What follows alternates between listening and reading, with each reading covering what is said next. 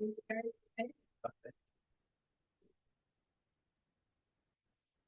I'm calling the regular meeting of the City of Palm Valley. It's Tuesday, May 19th, 2026. I'm calling this meeting to order. Who would like to lead us in invocation?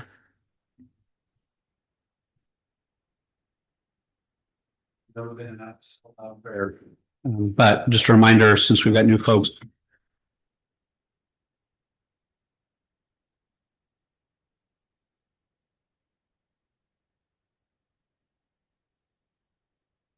Okay.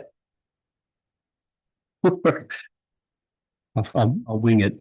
Well, we asked for wisdom, discernment, and the ability to make the right choices for the city of Palm Valley and the citizens of the area, and to aid our new members in growing in this role. That's it. Amen. Super short. Next, pledge allegiance. Okay. Pledge allegiance to the flag of the United States of America and to the republic for which it stands, one nation, under God, indivisible, with liberty and justice for all. All right. Roll call and quorum. So Scott Nelson present. Go ahead and turn your mic on. There you go. Vice President. Marico Gonzalez present. Lee Holland present. Michael Galvan, Mayor present. Alan Ozuna, City Attorney present. And currently not present is Mike Vargas, council member. And we do have a quorum. Ms. Gonzalez, public comments, anybody sign up? On to the agenda items. Number 1, minutes. Discussion, possible action to approve the following minutes from March 24, 2026, April 21st, 2026, April 28th, 2026, May 4th, 2026, May 11th, 2026. Ms. Gonzalez, do you have anything on those?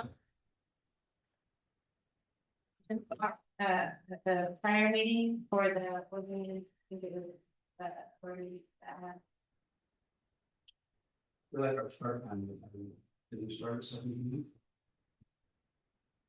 yeah, because that's the one I think we had to move it. After Okay. yeah. I can confirm that.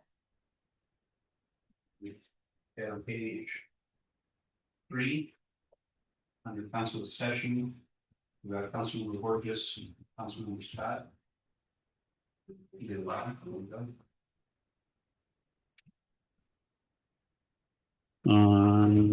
That may be it for this one. Yeah, that's all I had for that one. So on April 21st. Special meeting. Third would have been in regular meeting. Okay, in the first line at the beginning, it says special meeting.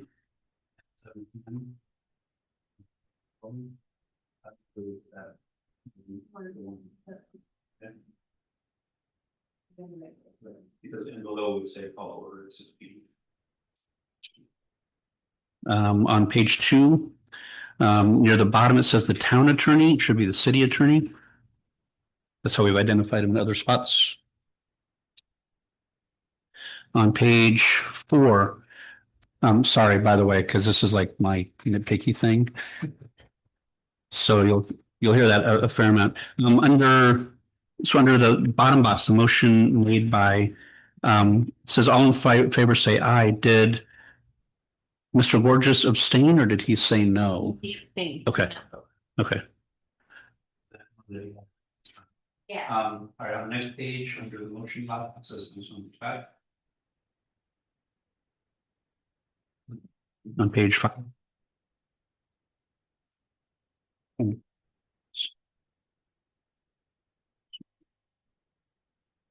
Second by.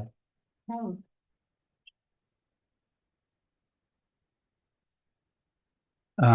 Okay, so on April 28th, we did start that one at 5. I didn't have any corrections on that one. On May 4th, we don't have a list of who was present on the first page.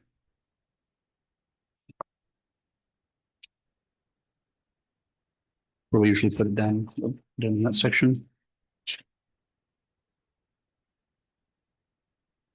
That was, I think so too, but it's not on that one. And then on May 11th, on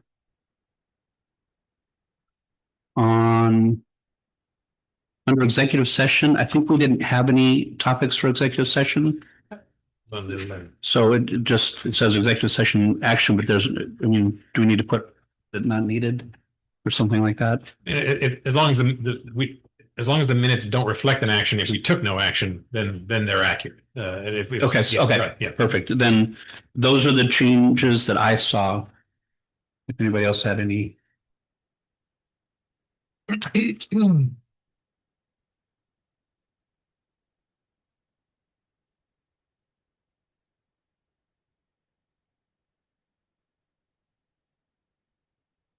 I'm sure you hate it when I do that, like pull these out and like, hey, here we go.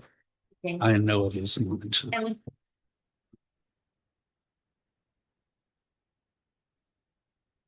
Anything further?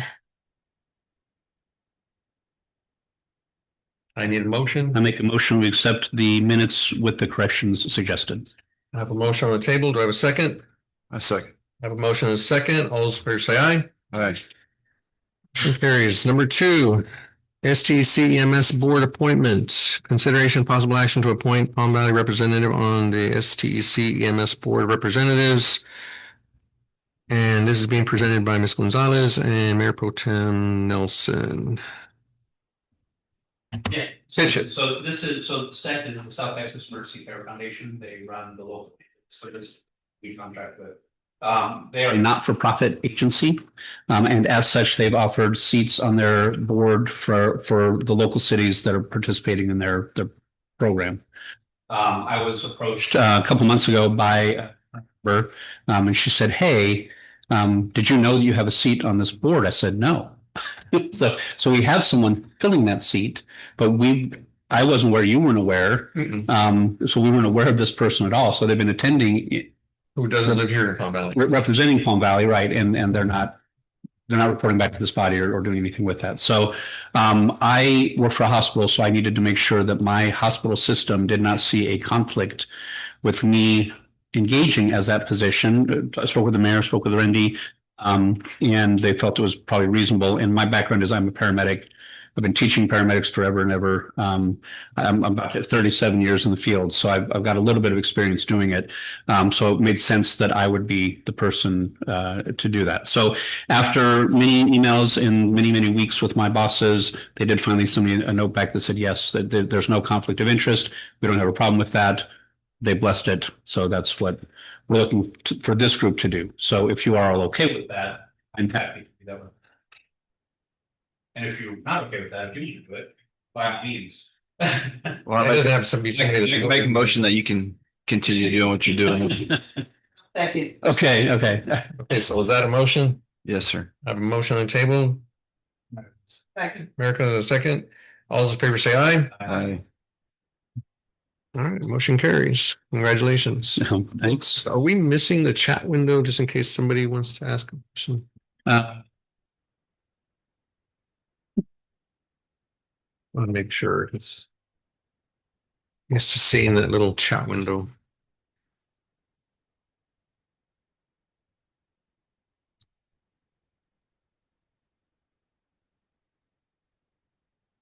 There we go.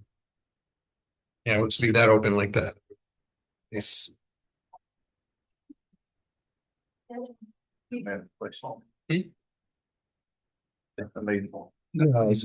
Just in case. Yeah. And just to let everybody know, one of our last meeting or 2 meetings, our audio wasn't working. We weren't aware of it, but we caught it and we went in there and IT finally debugged it and got it fixed. So we still have minutes and stuff, but anyways, we got it taken care of. Gotcha. All right. Number 3, budget amendment, consideration possible action to adopt ordinance 2026-03 to amend municipal budget. Ms. Gonzalez. So back, when the smart water meter transition was completed, we had all of the old water meters, obviously, and so, Made of brass. yeah. Yeah. So we, the public works team, went to work and disassembled everything and got everything separated. And they went to take the brass and they got, a $12,476 payment for all of that. So, what this budget amendment is proposing is that we put that back in the water, account and let them get another Kubota or utility vehicle of some sorts. The one that they just got cost us a little, around 11,000, but it still needs all the lights and decals put on it. So, but that's what I'm proposing. Do we go out for bids on those? On the Kubotas? Yes. Yes, we have to get 3 bids for the, unless it's on Vipoid or one of those co-ops. Yeah, the state. Basically, that money would go to be purchasing another one, either same size or bigger, Correct. and also to complete the lighting and stickers. So, Yeah, I think most of the time sometimes we they get. cross the road and I'm like pulling what little hair I have out because they just dart across. And I know they're safe, but still. Last quotes were from Kubota, yeah, and then John Deere, and then Club Oh. Car, I think was where the 3 that we got the last time were, so. Who'd you speak with at John Deere? I don't know myself up there. Okay. I don't. Well, I'll be able I don't to. know. No, But- I've got a salesman I can help you out. So, I mean, yes, I understand. Make sure you Just just. a minute. Yeah. Okay. Any other questions on that? No, makes sense to me. So I make a motion to adopt ordinance 2026-03 to amend the municipal budget as described. I have a motion on the table. Do I have a second? Second. I have a motion and a second. All those in favor say aye. Aye. All right. Mayor, if I may, Sure. so I'm not sure what the procedure had been prior to me.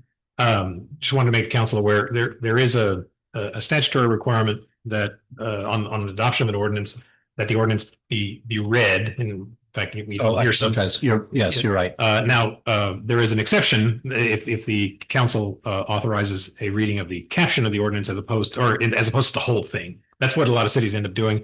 I know the city of Harlingen makes the city attorney perform that task. They don't do it by motion just on the reading of the ordinance. If they adopt the ordinance, they just have the city attorney read the caption. But the presiding officer can read the caption, or any council member can read the caption, as long as it's read as part of the adoption process. So you want me to read the first part? Yeah, just that bold or the Sure. all cap language. If All right, just as per our city attorney, ordinance 2026-03, an ordinance amending the revenue and expenditure budget of the city of Palm Valley for the fiscal year beginning October 1st, 2025 to September 30th, 2026, and so let's revoke that. You got a motion? So now I'll make the motion again, or No, it was good. Yes, yeah, we just want to make sure we have It was passed. Yeah, at some point during the adoption of the ordinance, the caption just I could happen. I would. But nobody changed their mind, right? Okay, we're good. March. Okay, The first one that we. number 4, executive session, executive closed session in accordance with Open Meetings Act as authorized by Texas Government Code regarding any matter listed on the agenda pursuant to section 551071, consultation with town attorney, 551072, deliberation regarding real property, 551004, deliberation regarding personnel, or 551076, deployment or specific occasions for implementation of security personnel or devices, and 551087, deliberation regarding economic. We're going with A, legal consultation with city attorney to brief newly elected council members regarding the legal rights duty, elected municipal officials and pending legal matters. So I need a motion. Make a motion moving. Have a motion. Do I have a second? A second. I have a motion and a second. All those person say aye. Aye. It is 6:15 PM. You're in session. Mr. Holland, did he second that? Yes, ma'am.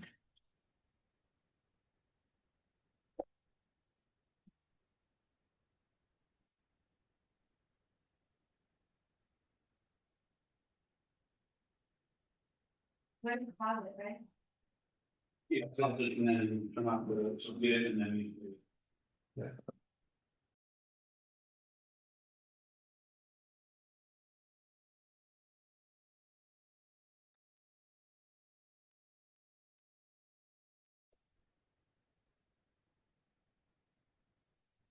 We are coming out of the executive session at 7:50. We have no action. We're moving on to number 6, Palm Valley Police Department Policy Manual discussion and possible action to adopt the Palm Valley Police Department Policy Manual.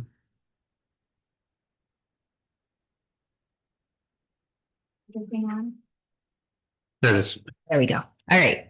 I'm just going to go ahead and briefly just kind of summarize what's happened for April monthly report. From April 9th to May 9th, the department responded to 30. Let's just talk about policy. Maybe. Oh, it's only the policy. Okay. So we just got an audit with T-Cole last Thursday, and they let me know a week before. There's been a lot of legislative updates. So we got 0 deficiencies in our audit, but we had to have and be in compliance with the Texas Administrative Code. So I had to borrow another agency. So if there's any typos or misspelling, this is just what's in compliance with the TAC code. Chief, before you go any further, we can't see you on the screen. Can we scoot them? Sure. Yeah, there you go.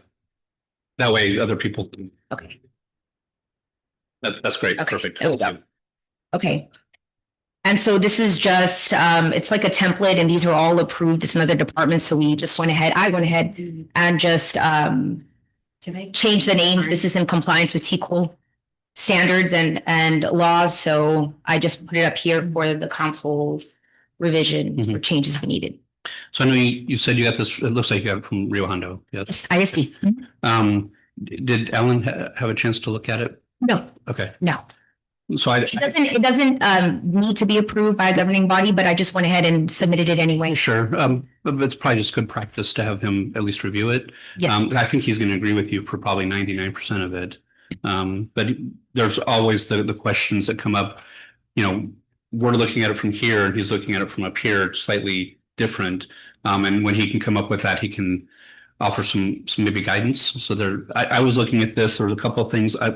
Again, I knew it was Rio Hondo because we missed one. But there was the question of, I was looking at the non-lethal and lethal force. They made sense to me, but I had to read them a couple of times because they were a little bit dense.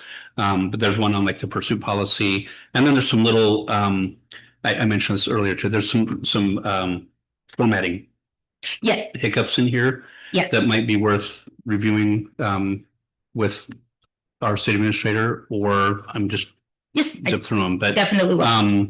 But those couple of things are probably worth reviewing. So I think that the document overall, I understand the reason. I understood the content. It was a big read, so I got it today. So I've not finished 100% of it, but I got the highlights. Yes. So I have been in contact with Lexipol, which is like a police policy maker. It's a company. And they priced out something that needs to be budgeted for next year, so we can have an updated policy manual, not just employee, but also on the police side. For sure. So, and I think this is a big ask if we said, "Hey, Chief, do this on top of the other things that are expected." And I think having a body like Lexipol, who I think is respected. Tell me if I'm wrong. I think As a larger agency, I can see the expense being worth it because there's a tracking mechanism on acknowledging the policies. But for somebody like us, it's for free. The Texas Police Chiefs Association has the policy, the same exact policies for free. You just have to download it and fill in the blanks where the city is. Whatever doesn't apply to our city, you just delete it. well, this is what TCO, the Texas Police Chiefs Association, uses, is that same template. It's the Lexipol. Okay. So all right, but we're not paying for it. Yes. Okay. I had a couple of questions just in general, but it's kind of after our meeting with our district attorney about pursuit policies or whatnot. But I had already been in touch with somebody from Lexipol just to kind of push us in that right direction. But my vision was to get us aligned with Texas accreditation with the Texas Police Chiefs Association. So then, Okay. On the mandate, it's basically A, B, C, D, E, or F, and I think E or F is probably the best policy to pick, which is no pursuit? Because versus I'll get first that. ties, I get that. Yeah, yeah. yeah. And we're such a small area. Ends on a Yeah. murder or something, I don't see the point in chasing somebody down the road. I think it adds, I mean, especially since you've got homes on both sides, it's really a safety issue for our officers as much as anything. But I understand where you're coming from. So as I understand it, That's more in line with what you were talking about earlier. You're starting to see that as a trend in a lot of departments, particularly smaller departments. That Sure. The pursuits are absolutely prohibited. I mean, it's the whenever there's an accident or anything as well of pursuit, there's always the possibility. Sorry. There's always the possibility that you'll have someone, whether it's a bystander or the person, pursued, who's going to raise some issue with excessive force or a lot of things like that. And of course, you never want a bystander to be involved, but even when it's a person who's, clearly needing to be chased down, getting injured, then there's always a possibility that the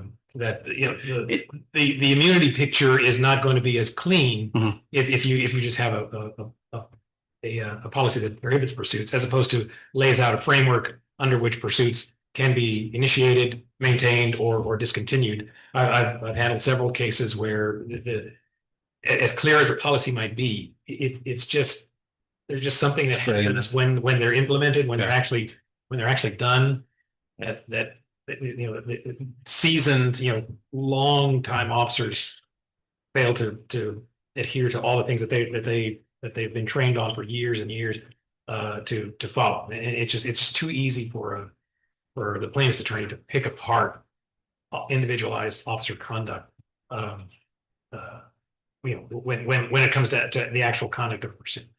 A prohibition will give you that I think this is why a lot of the departments are ending up not doing it, is because especially in communities where you don't have occasion to engage in law pursuits, where you're able to point to a policy and you'll get two things out of that. Either the officer completely ignored policy and engaged in the pursuit anyway, in which case that diminishes the city's liability. It may not diminish the officer's liability, diminishes the city's liability. Or the officer does not engage in the pursuit, and that can have problems by itself, like the chief mentioned. I'm sorry, like the mayor mentioned. There may be some exigency that exists where you actually someone's life is on the line. You need to have someone engage in a pursuit. But it's just a kind of almost like a luxury item that communities that don't feel that they have a lot of need for a developed pursuit policy will just have an absolute prohibition. And that way the officer is not called upon to read, internalize, and apply something which, as I mentioned, even very seasoned, even officers who train other officers in pursuits, when it comes time to actually doing it, these lawsuits that develop out of it just inevitably are situations where the plaintiff's attorney is able to find something that the officer didn't do right, strictly pursuant to the policy, and then that's utilized to demonstrate deliberate indifference. A question, those things that come into play. So again, just a long way of saying you're seeing a trend of just prohibitions. But that's a policy choice that the city can make. That's a policy choice that the chief can make. You just need to figure out, kind of weigh balance the factors there and come up with one that's best for Palm Valley. It's certainly worthy of a discussion by the council, sure, as well as the chief. So, like I said, it's been a short review time. So we're going to ask you to allow us some more time, understanding that you have the ability. This is me speaking. I'm sorry, I'm not speaking for everybody here. I would say my recommendation is table it, so we can have it further. That's where I was going to go. Yeah. So spend some time and chat with Alan and have him work with you on it. Great. Only because he's the case law guy. He's been litigating it up till now, or part of it. I think he's going to be a great resource for you, because I liked it overall. I mean, like I said, I haven't read out 100% of it, but what I saw was reasonable. It makes sense to me. I can defend it, which I think is a big concern for me as counsel. If somebody comes and says, well, you approved this thing, well, we reviewed it. And if if I feel it's defensible, then I'm happy with it. So, okay. So thank you for bringing this, and Yes, it's important. I'll definitely revisit it with Mr. Ozuna. And Okay. So I'm not shutting it down, just saying I like it. No, sir. We need some more time with it. That's why I brought it before you. Good. So I don't know that we have any I need a motion. action. I make a motion that no action, that we defer the Table. table this until the next meeting, next regular meeting. Right. I'll second. Have a motion and a second. All those in favor say aye. Aye. Motion carries. All right, consent agenda items. Police department, anybody have any questions on consent agenda items? I didn't have anything else that I saw in there. I did have a question. So you got your audit. And we passed. Great. So, okay, so with your experience on an audit, and I know from the dishes side, right, from the health department side, they can call you today and be here tomorrow. Yeah. Okay, is that how this one happened? It was kind of a, I don't know, you'd have to ask her. okay. But they you said they gave you a week? Okay. But nobody complained or said, hey, she's not doing her job? Okay. I'm happy that we passed it. So thank you. That's a lot of work and super stressful. I'm just kind of disappointed that they didn't catch all those typos. Gotcha. They did actually, but it was set in there and it was completed, but he did. Yeah, I'm surprised they allowed it. Shocked. I didn't have anything else. I think the water stuff looked okay to me. Super happy that they used all that brass and got us some money for it. I didn't have anything in the court. And to the new guys, the consent agenda, there's a lot of different, basically department heads put the reports and there's check registers, there's citations. So you can see all the people they got tickets and stuff. And every now and then I read through it and I'm like, I know him. Yeah. I did that a couple months ago.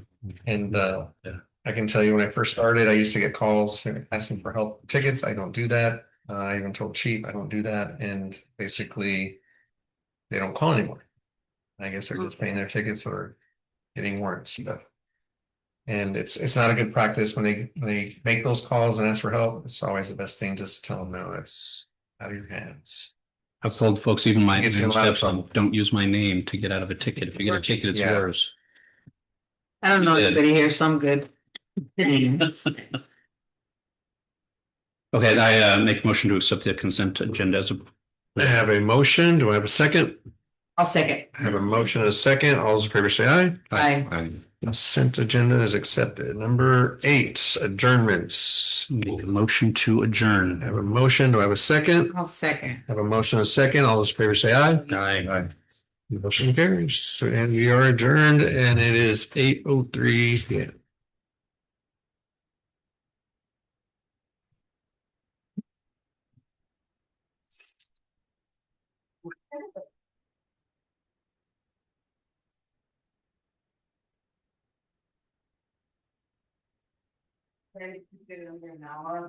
Maybe between 2 and 3 hours.